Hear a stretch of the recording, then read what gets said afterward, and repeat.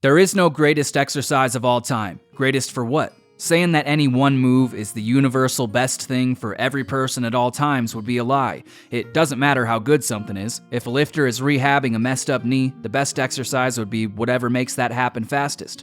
That said, I do think it's fun to ask the question, how close can you get? What would it take to qualify an exercise as the greatest? Well, there are endless ways you might choose to approach the topic. Here's what I've come up with for today. To start, as much as I enjoy working out and working towards training goals, and that will be taken into consideration later too, I think the greatest exercise of all time would be the one that has the greatest impact on daily life, on those 23 hours every day spent outside of the gym. To accomplish that, I believe the exercise should at the very least do two things. One, it should have the potential to reduce pain, either directly by fixing something or indirectly by making movement easier in a general sense. And two, it should improve a person's confidence. Some examples of pain might be constantly feeling sore or worn out, bad posture, getting winded walking up the stairs, a lack of mobility, things that make going through life difficult. And of course, confidence is how someone feels about themselves. You might say a lack of confidence is also pain. As basic as they may seem, I believe the simplest way to deal with these things is to get stronger and to build some muscle.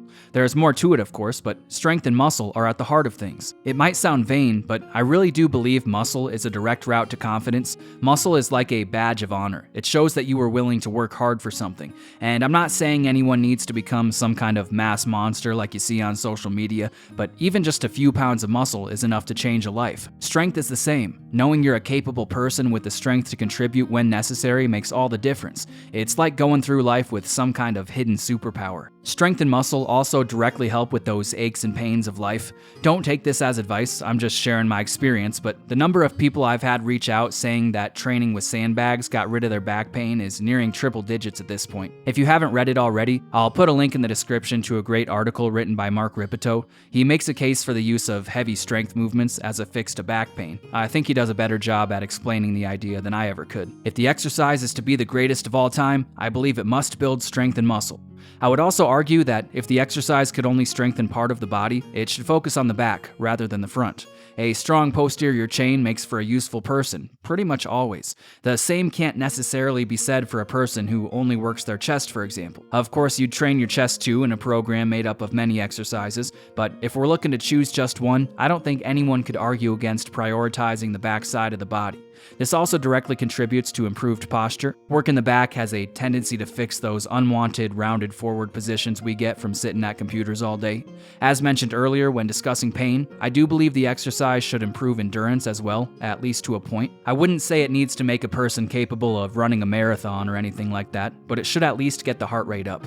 This is more of a soft argument, but if you want to go really deep and look at the point of living in the first place, beliefs aside, I think it's safe to say most people are at least partly focused on survival. We try to live in a way that will allow us to go on living the longest. Well, grip strength is said to be a great indicator of longevity, so for extra bonus points, I'd say the exercise should also build a strong grip. Even not accounting for that though, grip also ties into being a useful person, which again ties into confidence. It really doesn't matter how strong your back is if you have weak hands. I think we're slowly getting there. If an exercise is to be labeled as the greatest of all time, it should build muscle and strength, it should emphasize the backside of the body and the grip, and it should preferably help in some way to improve posture and general conditioning. Now let's talk about the gym. The greatest exercise of all time must have carryover to other exercises. To do so in the most meaningful way, I think it makes sense to look at the thing that lies at the center of all heavy lifting, core strength. The core is, well, your core. It's your center, and if it's weak, you will fail. Strongman tier shoulder strength, useless without a strong core to go along with it. It doesn't matter how much you could hypothetically press overhead if you fold in half with anything more than a plate. Plats-like legs, pointless without a strong core. Haviland-esque back, you won't be deadlifting anything heavy if your core isn't strong enough to keep your spine stable. I believe it's safe to say if the goal is ultimate carryover to strength in the gym, then the greatest exercise of all time should strengthen the core. It's also safe to say the exercise should have a lot of potential. If you'll tap out the strength gains you can get from it in a year, no way is it the best. Many might not agree with me, but I'd also argue it should be at least a little bit enjoyable to do too. I wouldn't consider anything the ultimate exercise if doing it is terrible. One step closer. Muscle and strength with an emphasis on the back side of the body, plus the grip in the core, posture and conditioning, potential and fun. Now let's get into some hypothetical stuff, because I think it's fun. What exercise would have the greatest carryover to survival in some kind of life or death situation? Say, for example, the early part of a zombie apocalypse where the Negan Smiths haven't come into power yet, and the main thing you have to worry about is actual zombies. Perhaps being skilled in the use of a weapon would be the answer, the ability to fight. I'd argue for the opposite. I'd say the ultimate survival skill would be the ability to run away. Avoiding conflict altogether would be best, but if you get caught, your best chance at staying alive and uninfected would probably be to escape. In addition to that, I'd say you'd need the ability to escape without losing all of your stuff. It's one thing being able to run away quickly, but if you have to leave your gear and food supply behind every time you get attacked because you're not strong enough to carry it, then you're in for a tough existence. If the zombies don't get you, dehydration or the elements will. In this scenario, being able to move quickly with relatively heavy weight is a skill worth having. How about a less fantastic example? Say you're 5 miles out on the trail with your wife and child during winter, the sun is beginning to set, and you know there are wolves and bears and lions in the area. You're all set to make it back in time, but your wife slips on some ice reaching for your kid as he absent-mindedly steps off the trail towards a small ravine and breaks her leg. She's not walking on it. You can't stay or you'll freeze or meet with a predator, and you die before you left her behind. What are you going to do? Carry her, of course. Again, I'd say the most meaningful ability here is the strength to carry a relatively heavy weight, at least relatively quickly, and for a good distance. One last idea, and I think this can definitely be applied to those first two examples as well. I believe one of the greatest traits someone can develop is the ability to push through discomfort, to keep going when it would be so much easier to quit. This is more of a concept than it is a specific attribute, though when paired with strength training, it's called strength endurance, but the outcome of pretty much any what-if scenario depends on it. It applies to daily life as well. Extreme examples are one thing, but making yourself show up to a boring job day after day, week after month after year, that takes a kind of mental strength that goes beyond any one event. Muscle and strength with an emphasis on the backside of the body, plus the grip in the core, posture and conditioning, potential and fun, the ability to move quickly and for a while with a relatively heavy weight, and the mental strength to keep going when the going gets tough. With all the pieces in place, the greatest exercise of all time in my opinion is clear. It's the bear hug carry. First, I'd like to tell you my experience with the bear hug carry and how it's impacted my life. Then I'll address each of those reasons why I think it's the greatest exercise of all time. When I first started working with the bear hug carry, I had been plateaued for years. I had tried and failed multiple times to bulk and cut. I even gained upwards of 50 pounds of fat one time just to end up in the same place I had started many months later.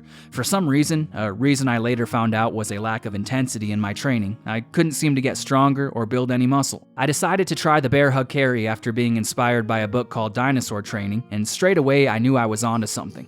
It got me sore pretty much everywhere, and all those small muscles no one knows exists until they get worked for the first time, and it somehow allowed me to tap into a level of intensity I just couldn't seem to reach training in the normal way. It was like the bear hug carry was a direct route to getting me past that plateau. It gave me everything I was lacking. Alongside the sandbag and stone to shoulder, I credit the exercise with guiding the most successful bulk of my life, where I gained just about 18 pounds of muscle in just about 2 years, after years being plateaued. Muscle and strength weren't the only changes I saw. Working with the exercise rid me of weak points, and it gave me a level of stability I didn't think was possible. On the topic of weak points, that's what the bear hug carry does. It brings your weakest link front and center and hammers it until it becomes strong. Then it finds the next one and does the same. The exercise is like some kind of super intelligent program that makes its way through your body, fixing all those little things you didn't even know needed fixing, eventually turning you into this finely tuned, well-oiled super machine. Talking about stability, the exercise made me feel like what I imagine it feels like to be an elite wrestler.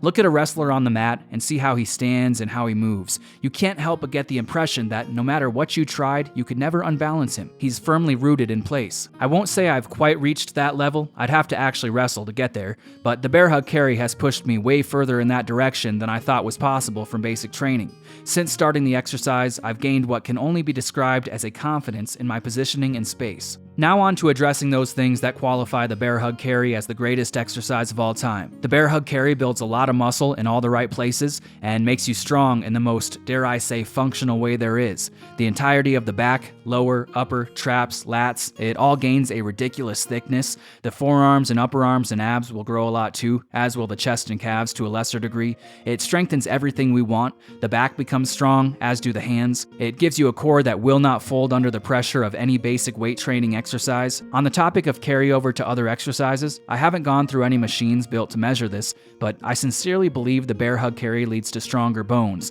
and stronger bones means a stronger base and more potential for strength. Sharing my experience, if I go a couple weeks without doing the exercise and come in and do some high volume, I always end up with what feels like actual growing pains in my legs, like when I was a teenager actively growing taller. By the way, if the idea of bone strength sounds cool and you haven't seen it yet already, Nsima recently made a great video on the topic. I highly recommend checking it out.